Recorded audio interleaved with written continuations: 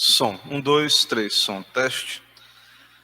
Meus irmãos, então, vamos começar aqui a nossa classe, efetivamente.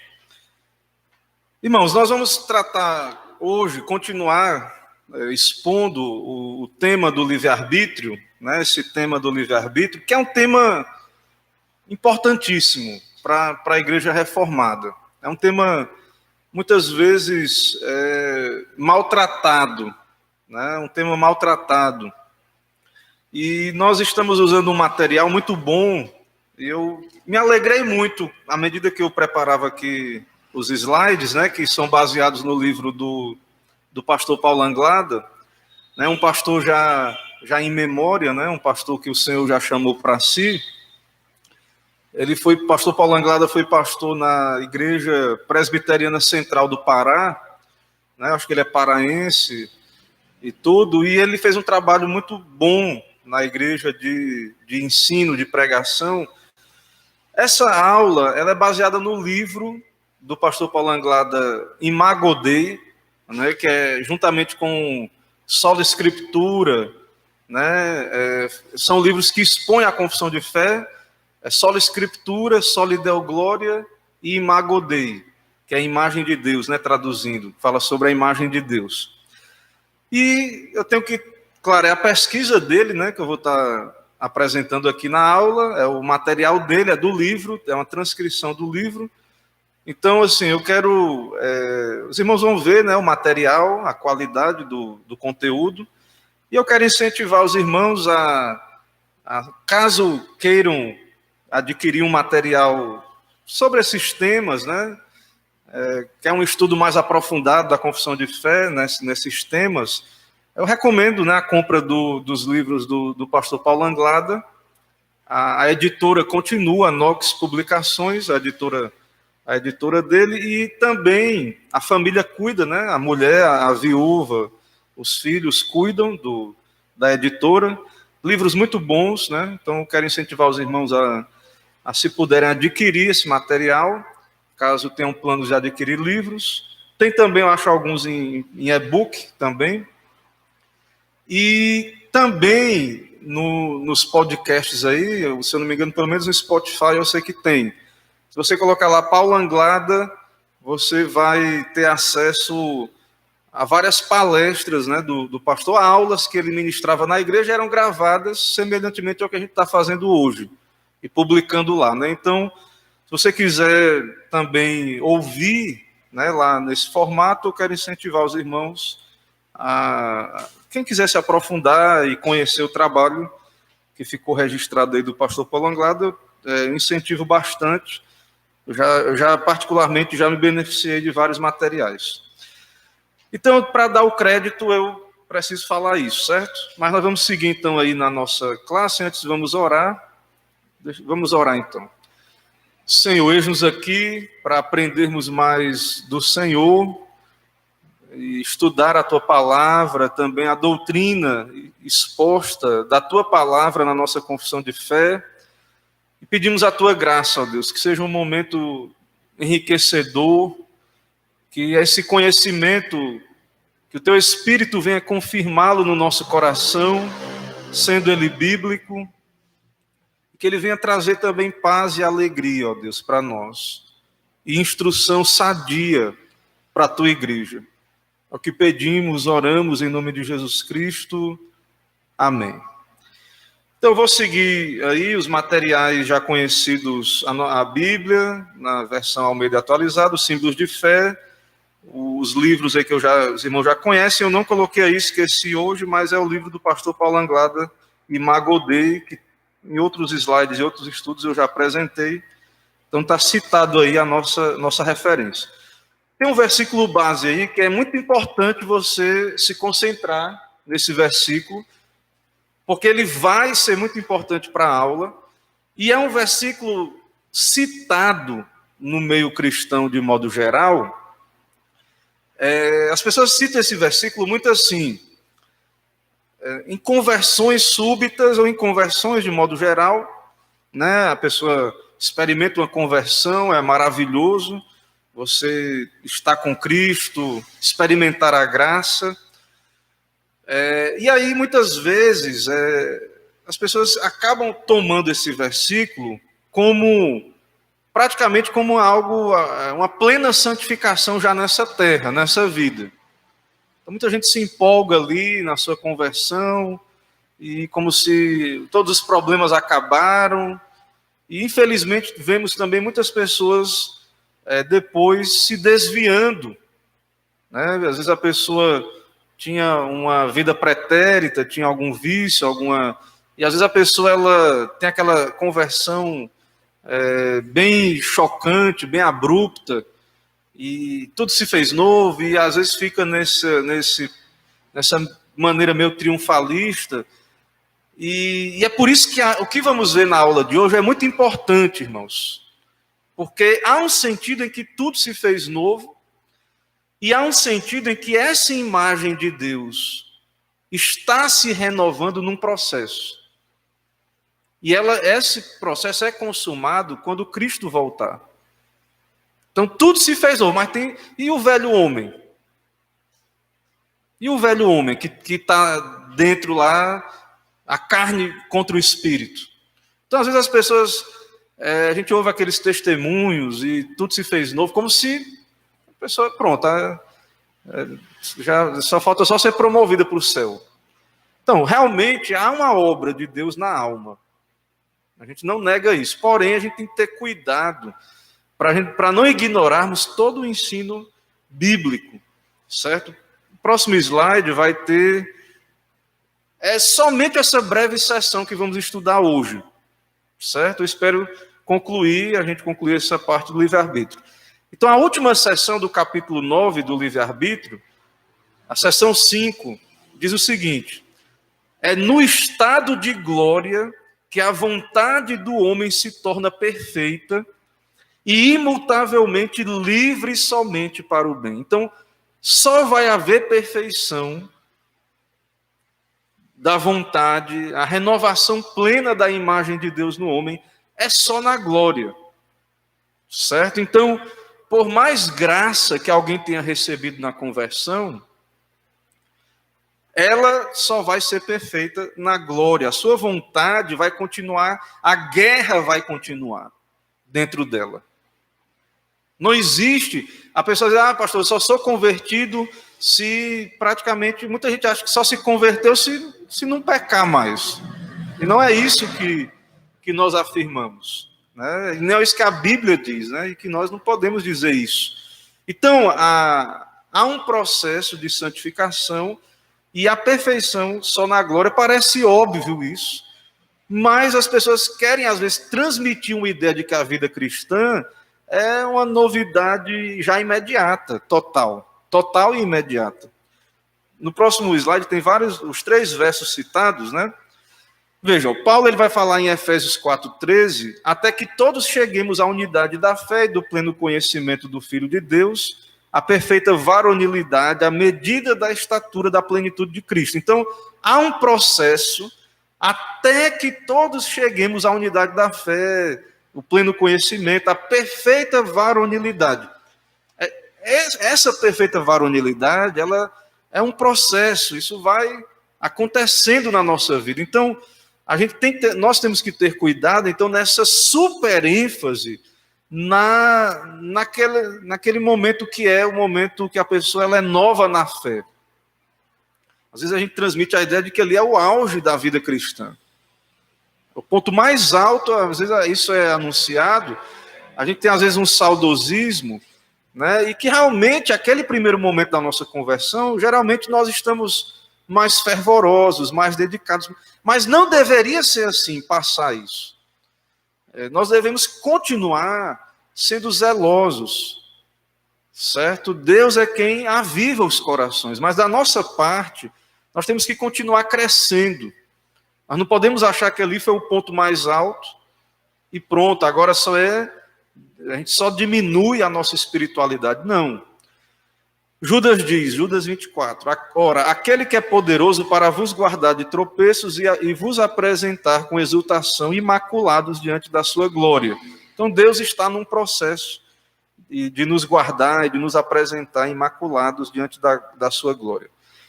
1 João 3,2: Amados, agora somos filhos de Deus, e ainda não se manifestou o que haveremos de ser.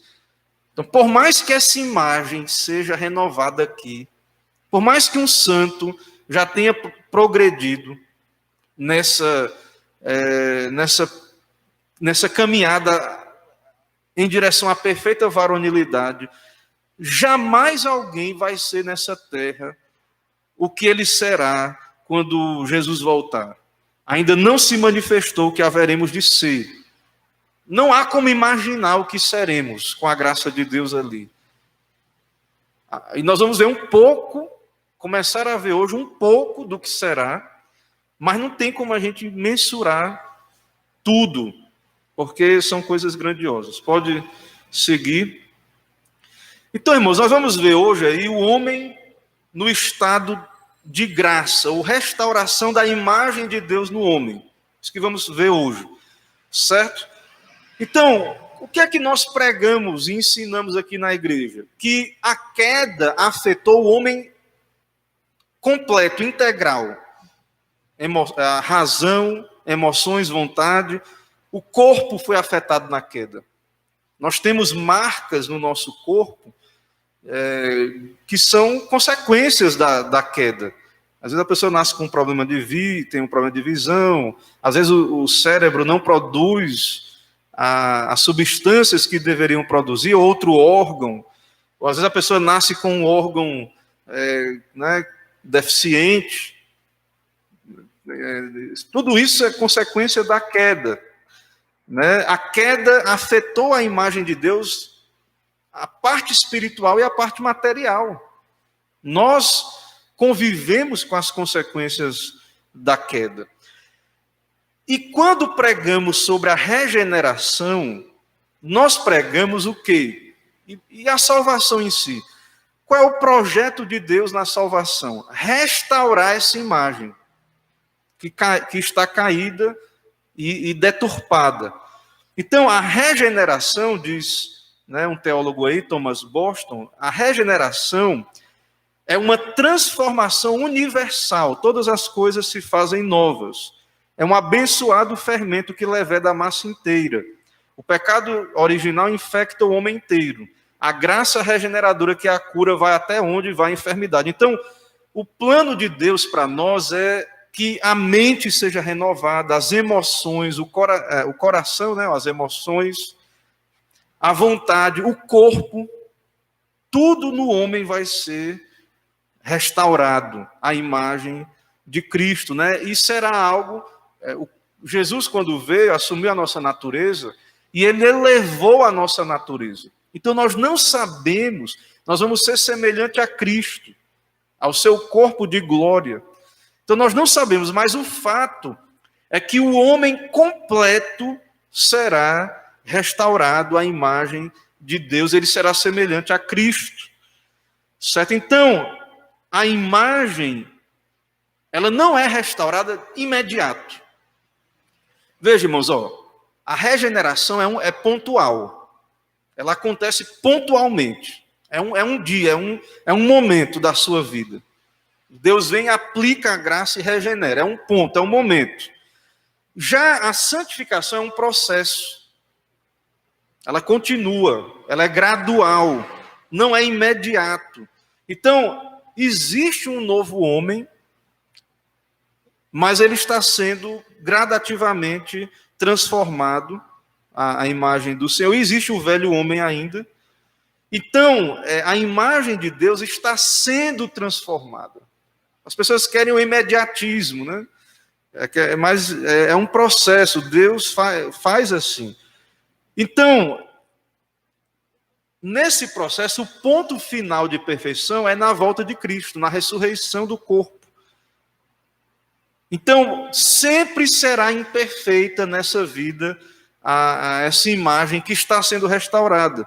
Sempre será imperfeita, certo? Então, essa santificação é progressiva, ela é real, é uma realidade, certo? E ela tem aspectos, tem a palavra difícil aí, ontológico, moral e funcional. Ontológico é o que vem do ser. Então, o nosso ser será restaurado. A moral, a piedade, nosso comportamento, né, e funcional também. No próximo slide tem um esboço do que vai ser restaurado, certo? A imagem de Deus ontológica. Essa palavra ontológica, é uma palavra difícil aí, é o nosso ser, a mente, os sentimentos, a vontade, e o corpo também faz parte do nosso ser. Eu não vou tratar hoje do ponto 2 e 3, que também está sendo restaurada a imagem, a imago Dei espiritual e moral, ou seja, a piedade, a integridade. Então, quando alguém é regenerado, começa uma obra na sua alma, ele vai sendo transformado, suas faculdades, e isso tem um efeito na piedade, no comportamento, na integridade, né? Então, isso vai, como vi um pastor comentando, né? Isso vai se manifestar quando você bateu o seu carro em outra pessoa, alguém bateu no seu, mas foi culpa sua. Você vai dizer, não, realmente foi culpa minha, eu assumo. Né? Isso faz parte do processo, a piedade, a integridade. Faz parte desse processo também. A imagem de Deus na família, na igreja e na sociedade. Mas hoje nós vamos tratar dessa imago Dei ontológica e principalmente a parte imaterial, ainda não na parte física. Próximo slide tem alguns versos aí que mostram que é esse o plano de Deus para a salvação, que muita gente não entende. Muita gente só quer entender assim: fui eleito, pronto, estou eleito e estou salvo e acabou. E coloca na conta da eleição a desculpa para não ser zeloso, para não buscar a santificação, para não ler a Bíblia, para não ter a necessidade de estar na igreja. Não, se eu sou um eleito, Deus é soberano, então ele vai fazer a obra dele independente de qualquer coisa, e temos que ter cuidado com essa perspectiva. Veja que Romanos 8, 29, o texto diz que aos que de antemão conheceu também predestinou para serem conformes à imagem do seu Filho. Então o eleito, ele foi eleito para que essa imagem seja restaurada, não para ele continuar sendo um demônio, um Satanás na terra, afirmando que é eleito e pronto. Afirmando que crê na eleição e acabou. Não, Deus elege, predestina, para que essa imagem seja restaurada em nós, a fim de que ele seja o primogênito entre muitos irmãos. 2 Coríntios 3,18. Todos nós com o rosto desvendado, contemplando como por espelho a glória do Senhor, somos transformados de glória em glória na sua própria imagem pelo Senhor, o Espírito. Então, um crente, ele vai estar num processo que é do Senhor de ser transformado. Não mintais uns aos outros, uma vez que vos despistes do velho homem, com seus feitos, e vos revestistes do novo homem, que se refaz para o pleno conhecimento, segundo a imagem daquele que o criou. Então, nesse processo, veja que a Bíblia ela vai nos chamar a atitudes. Não minta mais, mortifique o velho homem. Então, nesse processo, nós vamos ver aqui mais na frente no estudo, há um processo onde há uma agência humana, uma ação humana. Então, como eleito, como crente, eu tenho que entender isso, que há um processo de Deus, é o que vimos no sermão de Filipenses, lá que Paulo diz, né? Desenvolvei a vossa salvação, com temor e tremor, porque é Deus que opera em vós tanto querer como efetuar. Vos despojeis do velho homem, que se corrompe segundo as concupiscências do engano, e vos renoveis no espírito do vosso entendimento, e vos revistais do novo homem, criado segundo Deus, em justiça e retidão procedentes da verdade. Então, muitas vezes, irmãos, isso não é explicado, e as pessoas entendem que a eleição, ela anula a responsabilidade humana na santificação. Muita gente acaba entendendo errado, pode seguir. Então, o objetivo de Deus eleger pessoas da eleição é a restauração da imagem de Deus. É uma obra progressiva do Espírito Santo, certo? Ele está renovando esse novo homem. Então, na regeneração, é implantado o novo homem. Você é unido a Cristo, você morre com Cristo, você ressuscita com Cristo. Só que o velho homem, ele levou um golpe ali, mas ele está ali, é rebelde. Certo? Na conversão, o velho homem levou um golpe, mas ele está resistindo. E você tem que mortificar ele. E esse é o processo da santificação. Deus vai nos transformando, certo? Esse novo homem vai sendo transformado, né? E aí, essa obra só é consumada na eternidade, mas ela começa agora, na regeneração. Ela começa agora por meio da regeneração, conversão e santificação do Espírito, mediante a palavra de Deus. O texto diz aí. Próximo slide. Então, várias passagens, o que está querendo ser dito aqui é o que ele vai dizer agora aí.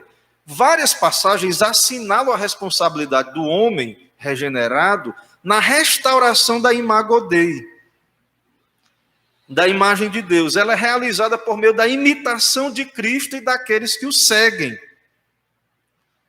Então, veja o perigo de um estudo desequilibrado das doutrinas. A pessoa estuda o decreto, a eleição, e às vezes ela perde de vista de que há uma responsabilidade na santificação. Deus é soberano, é Ele que opera o querer como efetuar, mas há uma responsabilidade do homem de imitar a Cristo nesse processo. Como é que acontece essa restauração, pastor?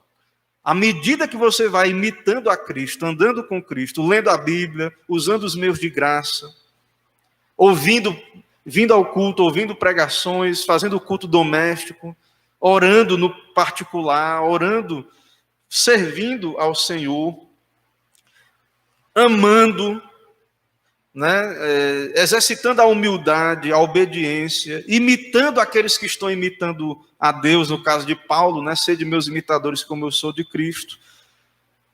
Então, há uma responsabilidade nossa, da igreja nossa, de todos nós, nesse processo, que muita gente, quando começa a ouvir, muita gente, nós, de modo geral, todos nós temos essa tendência. Começamos a ouvir a eleição e o modo como Deus faz as coisas, a gente começa a achar que, então, não tem que fazer nada. E não é verdade. Isso é um desequilíbrio, Isso é um desequilíbrio doutrinário. Então, há uma responsabilidade nossa, irmãos. Claro que devemos fazer isso entendendo que é Deus quem nos dá graça, que opera em nós o querer como efetuar. É Deus que abençoa os nossos esforços no caminho da santificação. É Deus que nos encontra em meio às nossas obrigações e nos dá graça e que nos transforma enquanto estamos cumprindo os nossos deveres de imitadores de Cristo. Então, não, a gente quer colocar essa obra só como se fosse uma obra só do Espírito. Se fosse isso que a Bíblia dissesse, tudo bem. Não tem problema. A questão é que a Bíblia mostra vários versículos que há uma agência, uma ação humana nesse processo. Então não é uma obra exclusiva do Espírito Santo e o homem não é só passivo. Então nós não negamos a responsabilidade humana. Então muita gente acha que quando a gente não queremos usar o termo livre-arbítrio, como temos explicado aqui nas nossas lições, e falamos da eleição e que a vontade de Deus, e é verdade, também a eleição, a vontade de Deus sempre se cumpre. Muita gente entende que nós estamos anulando a responsabilidade humana e a agência humana. Essa agência está debaixo da vontade de Deus, depende de Deus, mas ela existe. Deus criou o ser humano com essa agência, como já temos visto e vamos continuar vendo aqui na aula de hoje. Então, Deus escolheu nos regenerar, um ato soberano dele, não há participação na regeneração. Deus regenera. Alguém ouve a pregação e o Espírito vai e regenera. Externamente, nós vamos ver o quê? A pessoa se convertendo. A conversão é o lado externo. Ninguém vê a regeneração. Ela é espiritual, ela é secreta. Deus vai lá e é Ele que tira o coração de pedra e coloca o coração de carne. Ninguém vê isso, é secreto, é misterioso. Mas você vê a pessoa mudando de direção. O quebrantamento, né, o choro, o arrependimento. Aí a gente chama isso de conversão. Fulano de tal se converteu. Mas nós sabemos que Deus regenerou. Se é um convertido genuíno, Deus regenerou primeiro. Deu fé e arrependimento para ele. Aí ele se converte. Foi uma obra de Deus a regeneração. Agora começa a santificação. Nessa santificação, ele vai ter uma responsabilidade. Né? Embora a regeneração é uma obra totalmente de Deus na alma, também perceba que Deus usa a pregação. Então, essa pessoa, é claro que ela pode ser encontrada em qualquer lugar, ouvir o evangelho e se converter. Então, é uma obra de Deus realmente a regeneração. Mas no caso da santificação, há uma ênfase muito grande aí na participação do homem, claro, que no final, claro, a graça de Deus é quem opera, mas há versículos bíblicos que nos chamam a essa santificação. Próximo slide tem aí, né? Sede, pois, imitadores de Deus, como filhos amados, e andar em amor, como também Cristo nos amou e se entregou a si mesmo por nós, como oferta e sacrifício a Deus em aroma suave. Então, veja que são ordens que a Bíblia está dando para o crente. Né? Não é, se Deus quiser, Ele vai me fazer, não. Ele já lhe disse, Ele já está nos dizendo o que é que a gente tem que fazer. Não tem que ficar esperando, o Espírito já está operando, ele já nos enviou, ele inspirou a palavra chegou até nós, ele nos envia a palavra, o Espírito Deus já está nos dando direção e luz, a sua vontade. Então a vontade, você é um crente, você foi regenerado, você crê que Deus lhe escolheu, então agora nós devemos ouvir isso, ser imitadores de Deus, como filhos amados, andar em amor. Então veja uma atitude de exercitar essas graças. Sede meus imitadores, como também eu sou de Cristo, o apóstolo Paulo nos diz. Tende em vós o mesmo sentimento que houve em Cristo. Né? Pregamos esse texto, agora há pouco tempo, domingo passado. Então, está dizendo, tem o mesmo sentimento que houve em Cristo. Imite o Senhor. Certo? E aí nós já vimos aí, o texto está aí, depois os irmãos meditam, continuam meditando. Então, seguindo aí, então há várias passagens, irmãos, que apontam para essa natureza escatológica dessa restauração. Então, escatológico é quando Jesus voltar, é as últimas coisas. Então, só Cristo vai consumar essa restauração quando Ele voltar. Teremos um corpo semelhante ao seu, glorioso, e refletiremos a sua glória. Como é que é esse corpo? Nós não sabemos exatamente, mas ele é um corpo preparado, um corpo de glória, como o do Senhor, certo? O contraste entre essas duas condições não tem como a gente imaginar. Então, o que nós somos hoje, mesmo que Deus nos aperfeiçoe num grau muito alto, mande um avivamento, estaremos muito distantes do que seremos quando Jesus voltar. Paulo diz em 1 Coríntios 15, 49, assim como trouxemos a imagem do que é terreno, devemos trazer também a imagem do celestial.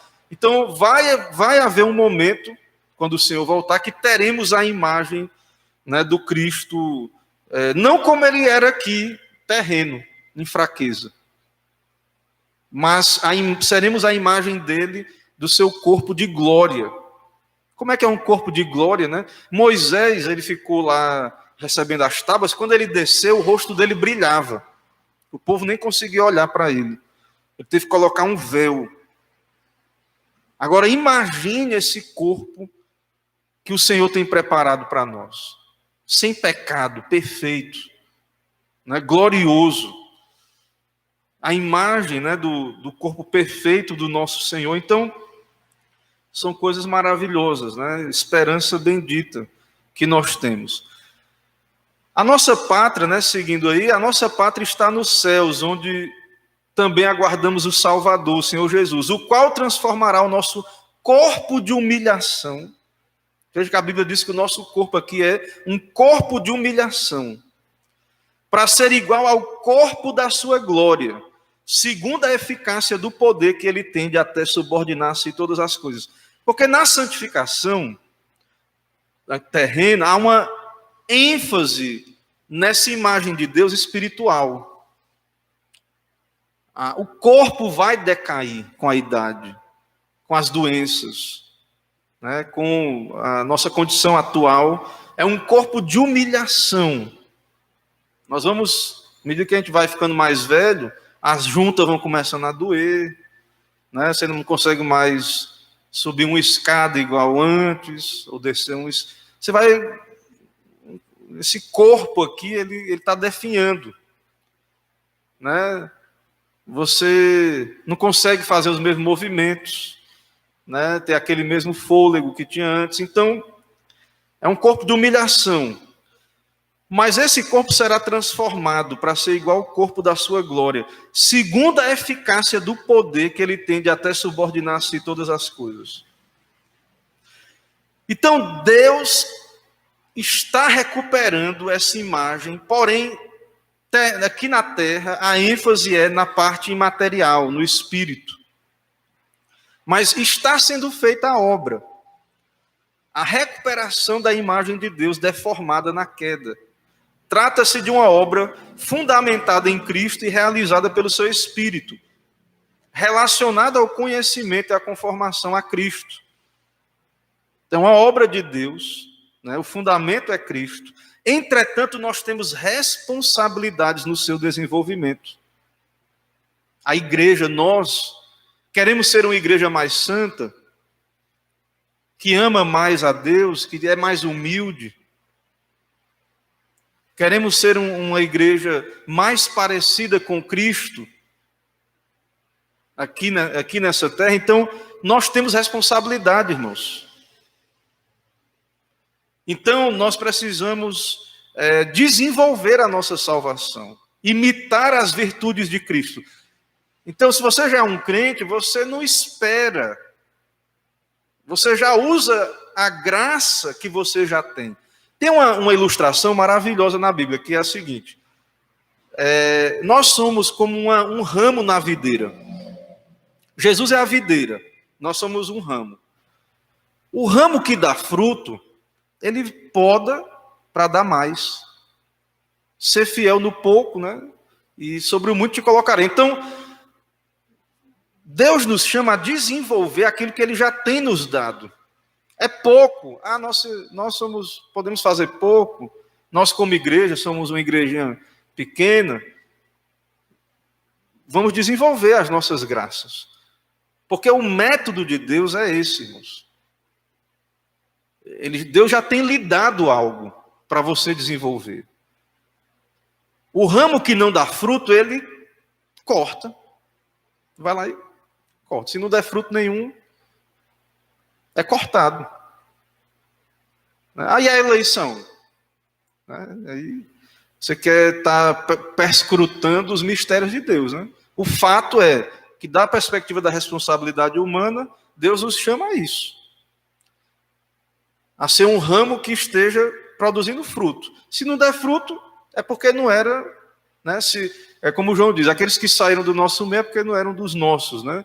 Então, muitos que se desviaram, a gente fica assim, poxa, mas eram pessoas tão maravilhosas na igreja.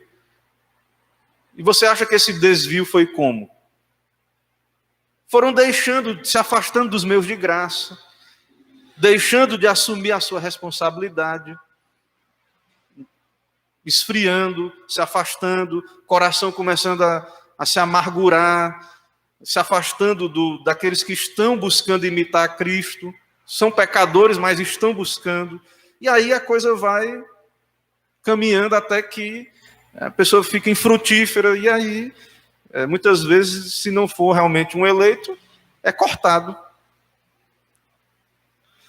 Então, irmãos, é muito importante entendermos a nossa responsabilidade. Somos fracos, a carne é fraca, mas use o que Deus tem lhe dado. Use a luz que Deus tem lhe dado. Você não entende ainda muito bem algumas coisas? Use o que Deus tem lhe dado. Porque nem você, nem eu, nem ninguém aqui vai estar no estado de perfeição aqui. A gente está caminhando, e cada um está num momento, e Deus está tratando com cada um de nós. E Ele conhece a nossa condição. Então, só vai haver um pleno restauração dessa imagem, né, na glória, no estado eterno. E o corpo ali também vai participar dessa restauração plena. Então, aqui na terra ela é progressiva, certo? Aqui na terra ela é progressiva. Veja que ele diz o seguinte, ó, diz aí o seguinte: ela é progressiva, mas é real, ela está acontecendo, ainda nesta vida, na medida em que, pela obra do Espírito e o auxílio da igreja, desenvolvemos a nossa salvação. Veja que a igreja, o papel da igreja é de auxiliar. Aqui, quando estudamos, pregamos, nos encorajamos, a comunhão. Então, a igreja ela tem um lugar nesse processo também. Pode seguir. Vamos começar a ver aqui a restauração da imagem de Deus no ser do homem, né? Ontológica. Vamos tentar ser mais dinâmicos aqui para a gente tentar concluir. Parece que o tempo já avança aí. Então, irmãos, vejam. Aí, resumindo, já falei, a restauração vai abranger a razão, vontade e emoções. Pode seguir. A imagem de Deus racional. Deus nos criou com inteligência e conhecimento, certo? O homem, ele raciocina. Isso é a imagem de Deus no homem. Deus colocou no homem. E essa capacidade, ela foi perdida em parte na queda. Pode passar. Então, o homem original, lá no Gênesis, tinha uma capacidade fantástica, extraordinária. Esse negócio de evolução é conversa fiada. O homem, ele evoluiu, ele perdeu capacidades, certo? Principalmente na questão espiritual. Então, essa capacidade intelectual foi afetada pela queda. A depravação do intelecto se manifesta como? Como é que a gente sabe que houve isso? No erro, na mentira, no engano, na heresia, na oposição à verdade, na incredulidade, na idolatria. Então, tudo isso que você que é crente olha e diz, como é que essa pessoa acredita nisso? Como é que pode? Isso aí é consequência da queda. É consequência do pecado. Então, o homem caído, a sua mente se tornou incapacitada para compreender de maneira salvífica a revelação, as coisas espirituais. O problema, irmãos, não é só saber explicar bem, não. A mente está caída. Está em trevas o homem. Pode passar. Jesus diz isso, né? João 3, 19 a 20. O julgamento é esse, que a luz veio ao mundo e os homens amaram mais as trevas do que a luz, porque suas obras eram más. Pois todo aquele que pratica o mal aborrece a luz e não se chega para a luz, a fim de não serem arguidas as suas obras. O Deus desse século cegou o entendimento dos incrédulos, para que não lhes resplandeça a luz do evangelho da glória de Cristo. Ainda tem Satanás, né? A queda afetou o intelecto e Satanás cega o entendimento. Há uma obra de Satanás, né, no entendimento também, para impedir as pessoas de irem a Cristo, entender o evangelho. Então, o homem natural não aceita as coisas do Espírito de Deus, porque eles são loucura. Isso é consequência da queda. Isso não é só inteligência no sentido que a gente convencionalmente fala, não. É uma questão espiritual, é uma consequência da queda que afeta a razão. Não pode entendê-las, porque elas se discernem espiritualmente. Todos os homens naturais vivem na vaidade dos seus próprios pensamentos. obscurecidos de entendimento, alheios à vida de Deus por causa da ignorância em que vivem, pela dureza do seu coração. Veja que toda a linguagem aí mostra esse efeito da queda na mente. No próximo aí, no estado de graça. Então, no estado de graça, na conversão, Deus nos tira das trevas, da ignorância. Outrora erais trevas, porém agora sois luz no Senhor. Então Deus nos renova a mente. No seguinte, pode seguir aí. Em contraste, então, o homem com o homem em estado em pecado, né? O homem em estado de graça tem uma mente regenerada, provida de entendimento, para reconhecer a divindade de Cristo. Então, isso que nós estamos pregando, explicando da Bíblia, isso, irmãos, são coisas que não é só porque você é inteligente no sentido humano que você... são questões espirituais.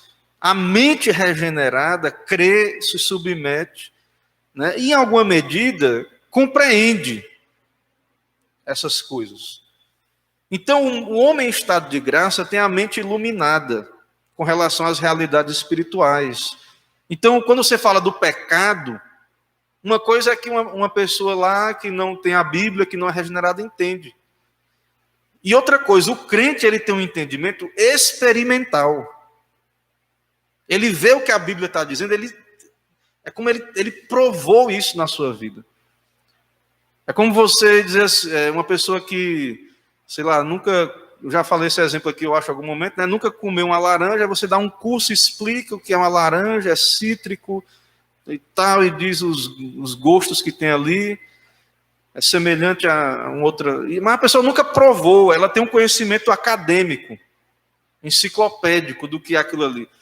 Então, o homem regenerado, ele discerne, é um discernimento experimental, é um conhecimento de Cristo, que não é só um conhecimento de ter lido um livro, não é só porque leu a teologia sistemática, é um conhecimento prático. Seguindo aí, então, mesmo que esse homem ainda tenha pecado, que o impede, né, de obedecer inteiramente a Deus, pela sua graça, a sua mente é levada cativa a Deus. Então, esse homem vai submeter esse intelecto a Deus.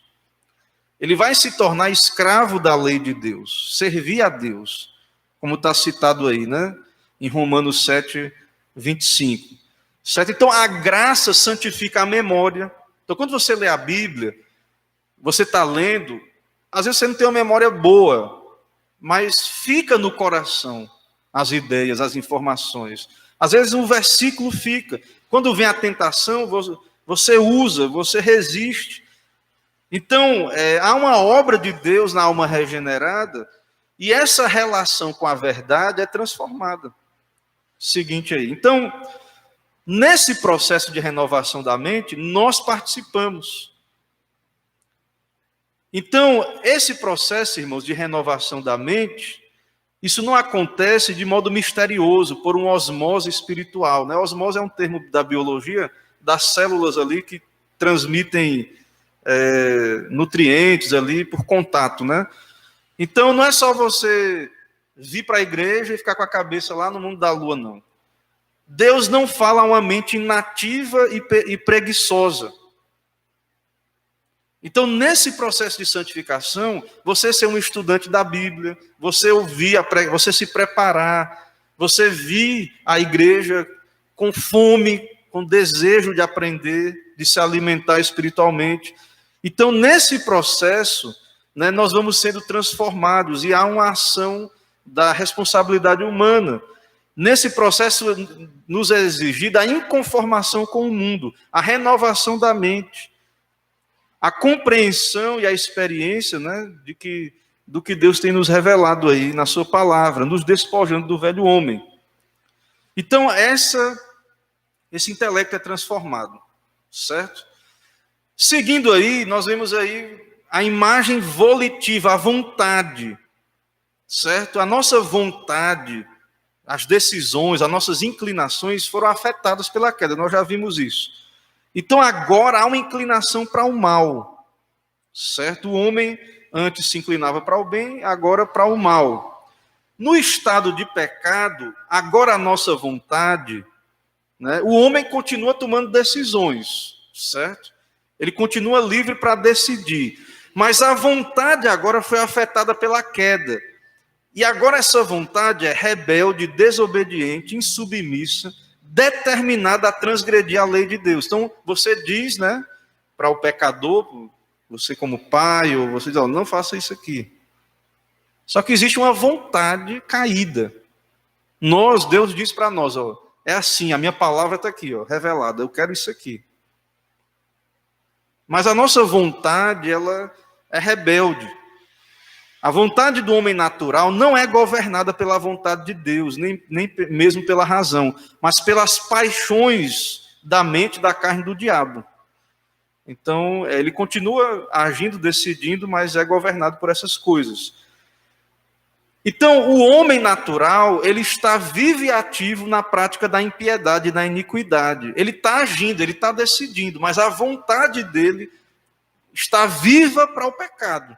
Ele é inimigo de Deus, ele é um militante espiritual contra o seu reino. O pendor da carne é inimizade contra Deus, pois não está sujeito à lei de Deus, nem mesmo pode estar. Não existe ninguém neutro. Não existe neutralidade. O homem não regenerado, ele pode não estar consciente, mas a sua vontade é rebelde contra Deus, o Deus da Bíblia, o Criador. E essa vontade milita, né? Paulo diz isso, a carne milita contra o espírito, Gálatas 5,17. Essas pessoas elas são militantes, elas estão guerreando contra os conceitos bíblicos, contra aquilo que é espiritual, contra o cristianismo. Elas nem percebem, talvez, isso. Isso significa que apenas uma ação sobrenatural de Deus altera essa condição, por meio da obra redentora de Cristo, da intervenção do Espírito, como vimos na parte da mente, a vontade também pode ser restaurada. Então, essa vontade rebelde, gente rebelde, Cristo pode transformar. A conversão é isso, né? E a santificação também. Pode passar. No estado de graça, o homem regenerado tem a mente restaurada, mas a sua vontade também. Aquele que tem os meus mandamentos e os guarda, esse é o que me ama. Se alguém me ama, guardará a minha palavra. Então, esse homem transformado agora, ele vai querer guardar a palavra de Deus, submeter. Ele não vai ser como aqueles que dizem Senhor, Senhor, mas não fazem a vontade de Deus. Então, a vontade é mudada. Né? Muitos dizem Senhor, Senhor, mas Jesus vai dizer, né, que não os conheceu, né, porque não fizeram a vontade do Pai que está nos céus. Então, várias passagens bíblicas mostram, irmãos, que a vontade do homem foi transformada. Tem aí, para os irmãos verem também, depois aí está citado aí as referências, né, no texto aí. Vários, vamos seguindo para a gente tentar avançar e concluir.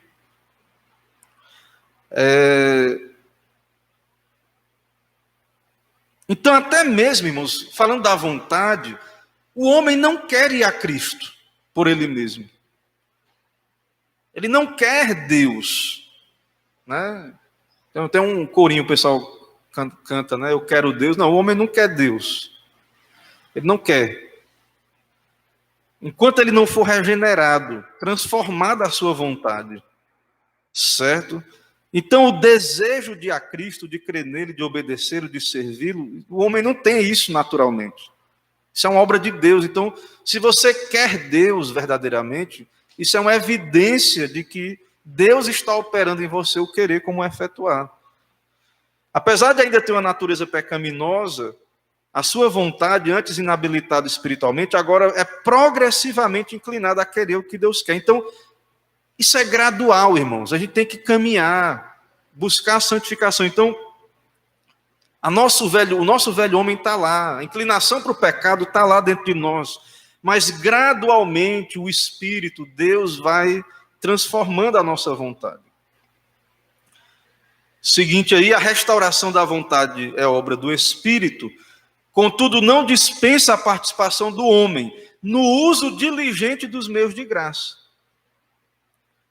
Deus, é o Espírito que opera, mas nós participamos no uso dos meios de graça. Certo? Então, você tem os sentidos, né? O seu corpo, né? Que a Bíblia chama os membros do corpo, e você pode mortificar o pecado e usá-los para buscar as coisas de Deus, a santificação. Certo? Então, é uma luta, vai ter, né, seus altos e baixos, mas, enfim, é obrigação nossa, dever nosso, responsabilidade nossa, não nos entregar à dissolução, à idolatria, à concupiscência, que se inclina nessas coisas, mas nos entregarmos à santidade, à piedade, ao serviço de Deus. E por último, hoje, a imagem de Deus é emocional. O homem é um ser emocional, ele tem sentimentos, afeições, ele se alegra, ri, chora, se amargura, sente raiva, indignação, inveja, ressentimento, medo, vergonha, saudade, amor, gratidão, contentamento e tudo mais. Então, antes da queda, essas emoções estavam em harmonia com Deus, com o conhecimento de Deus. Amava a Deus, amava o próximo, se alegrava em fazer a vontade de Deus. O prazer, a alegria estava nas coisas santas, nas coisas de Deus. No pecado, no estado de pecado, tudo virou uma bagunça, as emoções. Veja que depois da queda o homem teve medo de Deus, se escondeu, teve vergonha, conflitos. Depois você vê o que fez lá Caim, né, com Abel, né, não amou o seu irmão e etc. Seguinte aí. Já no estado de graça, Deus vai restaurar essas emoções. Deus vai restaurar essas emoções. O amor a Deus, o amor ao próximo, certo? Então, você vai odiar o mal, Deus vai vai transformar suas emoções para você amar o que é justo e odiar aquilo que é mal, certo? Amar a palavra de Deus, a obediência a Deus, as coisas espirituais, certo? Então, a relação dessa emoção transformada, né, se manifesta no relacionamento com Deus. A pessoa começa a temer a Deus. Não é porque o pai vai dar uma surra ou o pastor vai brigar. Ela é natural dela, é a emoção, os sentimentos transformados. Seguinte aí, conforme Thomas Boston aí explica, né? A graça regeneradora coloca as afeições tão firmemente em Deus que o homem é disposto ao comando de Deus. Então essa pessoa se torna disposta a libertar-se de tudo mais, a fim de apegar-se a Cristo. Se a concupiscência da carne, a concupiscência dos olhos e a soberba da vida tem o trono de nosso coração, o qual deveria ser possuído pelo Pai, pelo Filho e pelo Espírito, se nunca tivemos tanto amor a Deus quanto a nós mesmos, somos estranhos a essa graça. Então nós temos que experimentar essas graças na nossa vida. Essa inclinação, essas afeições religiosas, né, digamos assim. Na relação consigo próprio, né? Então, na relação com Deus, as emoções mudam. Na relação consigo mesmo. Então, paz, alegria espiritual, contentamento, né? O crente vai ter, pode passar. Na relação com o pecado. Na relação com o pecado, agora, esse homem que está tendo a imagem de Deus restaurada, antes ele tinha prazer no pecado. Agora ele vai ter aversão, tristeza, arrependimento. Como Salomão declara, a minha boca proclamará a verdade, os meus lábios abominam a iniquidade. O ímpio, ele vê, às vezes ele não comete o mesmo, mas ele aprova, né, o erro. Então o salmista demonstra que ele confessa que ele abomina o pecado. Suporta tristeza por causa do pecado, detesta a mentira, ama a lei de Deus. Então isso, irmãos, é as emoções. Na relação com o próximo, no próximo slide, é a relação com o próximo. Então agora o amor a Deus e o amor ao irmão. A base dos nossos relacionamentos é o amor cristão, né? Que o amor cristão é diferente do amor que as pessoas seguem aí no mundo, que assim, O amor cristão, você ama a pessoa, o amor flui de dentro de você, não é porque aquela pessoa merece, né, só pelas virtudes, embora quando a pessoa é amável, é mais fácil de amar, né? Quando ela tem as suas virtudes ali. Mas o amor cristão, irmãos, ele é maior do que isso. Nós devemos amar por causa de Deus, né? Por causa da imagem de Deus que está ali, né? Então, as relações humanas não estão arraigadas e alicerçadas em amor, o vínculo da perfeição. Além disso, as relações com o próximo são governadas pela humildade, decorrente de uma compreensão apropriada da sua natureza corrompida, da culpa e da graça de Deus. Então, o discernimento espiritual, a humildade, saber que, né, ali é um filho de Adão, e ter humildade, e saber também que eu sou pecador tanto quanto o irmão. Concluindo aí, finalmente, né, e aí ver se tem alguma participação, pergunta, dúvidas. Então, inclui, na aula de hoje, vimos aí que inclui o homem todo, mas falamos da razão, da vontade, das afeições. Mas o homem todo está sendo restaurado à imagem de Deus. E isso é progressivo, certo? O Espírito está operando. O homem tem responsabilidade em buscar desenvolver a sua salvação. Mas é Deus quem opera em nós, tanto o querer como o efetuar. O último slide, a restauração das emoções também é obra do Espírito, mas não dispensa a participação pelo uso diligente dos meios de graça colocados à disposição. Ela não é estática, ela é dinâmica. Então Deus manda amarmos os irmãos. A gente fica esperando, né? Não, na hora que Deus me der amor, eu vou amar o irmão. Não ame o irmão. Né? Ame, não fique esperando. Ame, use o que Deus já lhe deu, a graça que Deus já lhe deu.